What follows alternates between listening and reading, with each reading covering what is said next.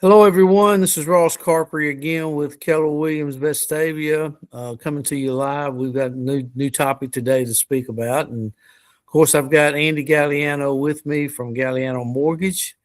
And Andy, what's on tap today? What any kind of questions you have for me that we can discuss going into today? Yeah, thank you, Ross. I appreciate you getting me back on here today. So I saw a headline this week, and the headline kind of caught my attention. So of course I opened the article. It was that clickbait actually does work, Yeah. but only about things I'm interested in, obviously. And the headline mentioned something along the lines of home buyers on a national level were able to get a discount on the homes that they bought of about 3.8% on average. And so that 3.8% equals about $15,200 is how much they were able to save off of the list price of the home that they ended up buying. Mhm. And so I clicked on the article and started reading it, and it's an article that was put out by Redfin, and it says that homes are particularly difficult to price these days because market dynamics are shifting quickly and widely based on the region. And so I think that this is something worth talking about for a couple of reasons that I wanted to get your opinion on it. And I bet you're going to touch on those couple of reasons. And so I want to get your opinion on this. But he also did mention that there are sellers who want to price their home a little bit higher to make up for the fact that they're leaving or getting out of their COVID era.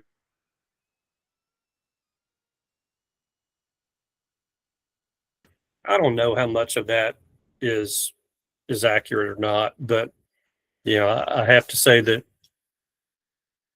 Well, I was going to say that it seems strange that somebody would put out an article without doing the research, but we know that happens all Well, I the mean, time in this day and age. you click on anything on the internet, and you're gonna have that every day, every hour. Yeah, yeah. Um, my take on that is, just like you mentioned, it is a national average. Well, that encompasses California to the East Coast. I mean, that's every area in the country, and I don't think that's I think it's probably a picture that will draw attention to it.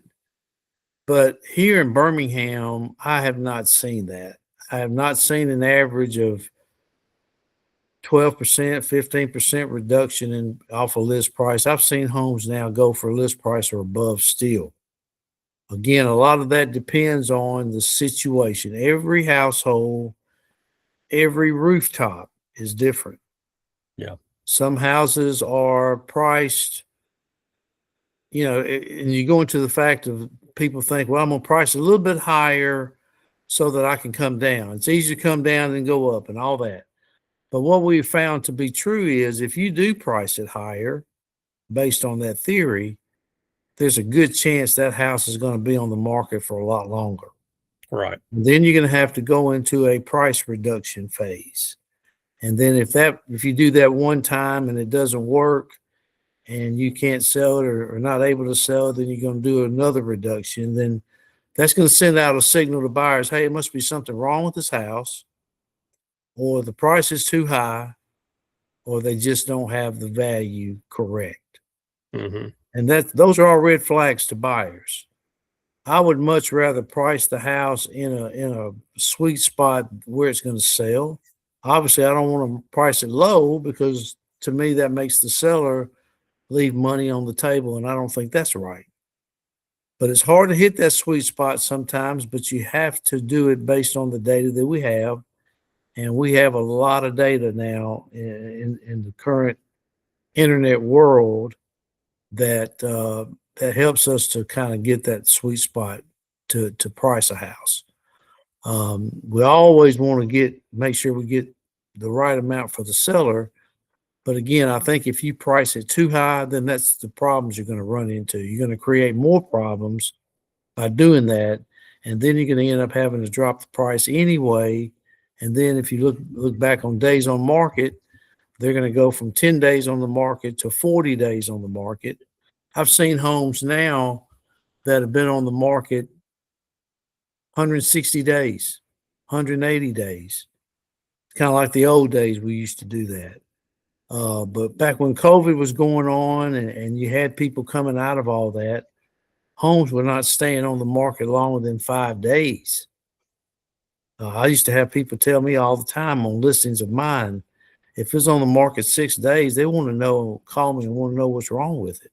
Right. Like, it's just hit the market. The pictures are just now in. So, I mean, it has changed. I'm sure the market has changed, nationally, but I don't think it's a fair assessment to say that the average home is 12 to 15% less. You could probably get it for 12 to 15% because that every house is different. Yeah. Well, the article said 3.8% on average. Oh, 3.8. Okay, I'm sorry. Yeah, and $15,000. So that's where you got the 15 from. But yeah, but still, all of, in my opinion, all of your points are still valid. The percentages don't really matter. But what I think I see, and you're in real estate every single day. I'm in mortgage every single day. So I'm much more attuned to the mortgage market than I am the real estate market. But, I do some real estate investing. I do some flips and things like that. And what I have personally seen, and you tell me if you think this is valid or not, is that real estate, when we get to more of a normal real estate market, it's a very seasonal market. Mhm. And that we'll have many more buyers in the market in the spring and early summer than we do, say, in December. Mhm. Now, I'll go ahead and tell you, my December this past year was a great month. It was the second best month we had the entire year as far as closings concerned, and a lot of those were purchases. So December can be a good month. You just don't always know when that good month's going to happen. Right. But if you are a seller and you put your house on the market and you just so happen to time it at the right point when there are fewer homes on the market and more buyers in the market, you can shift the pendulum, so to speak, and actually get list price or above. Right. And then, so I see that happening, even with my clients. I see, in August, when things were slow, none of my clients were paying above list price. But in December, we had a couple that had to pay above list price because the seller got multiple offers on that property. Right. And those we'll are see all the same thing in determining April. factors. Yeah, yeah. And so, there's a lot to unpack in that. And I think that in that article, and I think because we get so much information sent to our phones and a lot of times we just get the headline and don't read the article and don't think, because this sentence says these numbers are 1, 2, 3, we don't think beyond the numbers. And, and I think that can be an issue a lot of times and can get some buyers in trouble, and sellers too. And so I think that it, kind of goes back to the point of, in my opinion, it's critical to have a real estate agent, a professional in the real estate industry, to guide sellers and to guide buyers who can say to those sellers or buyers, hey, it's April. There's a lot of buyers out there in the market right now. So we need to act quickly. If you like this house, we need to put an offer on it, and I'll check with the listing agent, but we might need to come in at list price because there may be other offers coming in on it. Right. or you may have to go over list because there's other offers coming in. And then same thing with the sellers. And so I really kind of feel like, and I would be surprised if you disagree with me because you've been in the industry for a long time. I really kind of feel like that today, for someone to try to sell their home by owner, or for a home buyer to go into the real estate market unrepresented, I I think it's a dangerous time to do it. I think you're exactly right, and I've got someone that I'm dealing with like that right now. They for some reason they feel like they're the expert.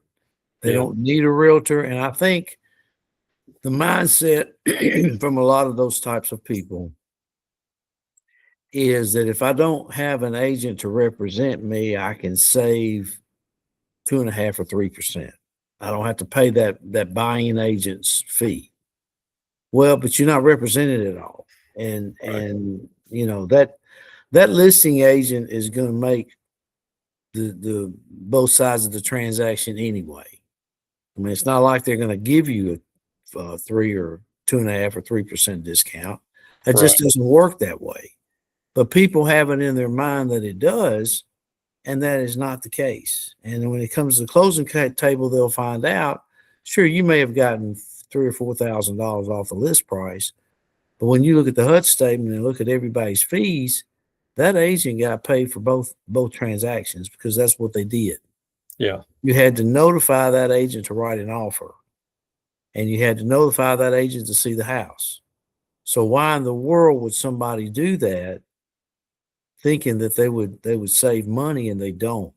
Hmm. Then if something goes awry, then where do you go? Right. But people don't think beyond that. It's always about the bottom line. It's always about the money. And sometimes I think people are misconceived by that and don't look at it the right way. Yeah. Yeah. Yeah, Well, that's no different than, if you were filing a lawsuit against someone else for some wrongful for damages or whatever. What's the first thing you're going to do? You're going to get an attorney to represent you because you want to make sure that you get your fair share. And that's exactly what agents do. But people don't look at that the same way. It's almost like going to a doctor and say, "Hey, I know I need heart surgery." Excuse me, I need heart surgery, doctor, but I only have a couple of $1,000. Can you do it for that? I mean, they're just going to say, "Look, you need to go somewhere else." yeah. So Yeah. it's the same concept, but people look at it differently, and I think that's where a lot of people go around. Yeah. Yeah. Well, it's like I said, that article came across. I thought the headline was interesting enough to click on it and read it. Sure. And, you know, just seeing those types of articles to me is not that they're bad, because I don't think that's a bad article. It's talking about national numbers, and that's what we in certain markets, well, in any market, that's what we have to keep in mind, that that's not a blanket uh, number or a blanket scenario that's going to apply for my particular market.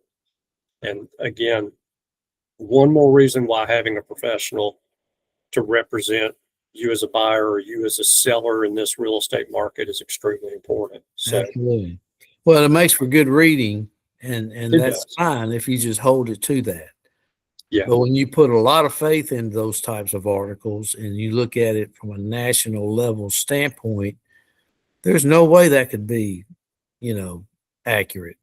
Yeah. Just like now they're saying, national average of gas is $3. If you go to California, it's 5. So Right. that's not the national average. That's mixed in with everybody else. And again, I think you have to look at the real estate market on an individual basis in the area where you're living in. If it's a great neighborhood and you've got a seller that wants to sell their home, and you look around and pull up comps and there's nothing for sale, and every house in that neighborhood has a yard that's just landscaped to a T, you're going to get your money for that house. But you're not going to get it cheaper than everybody else because it doesn't warrant that. Yeah. So those are the things that we try to look at. We try to guide them, and obviously we don't want the buyer paying more than they need to. But on the other hand, too, if we're listing a house, we don't want the seller losing money on the home. That's not what it's intended.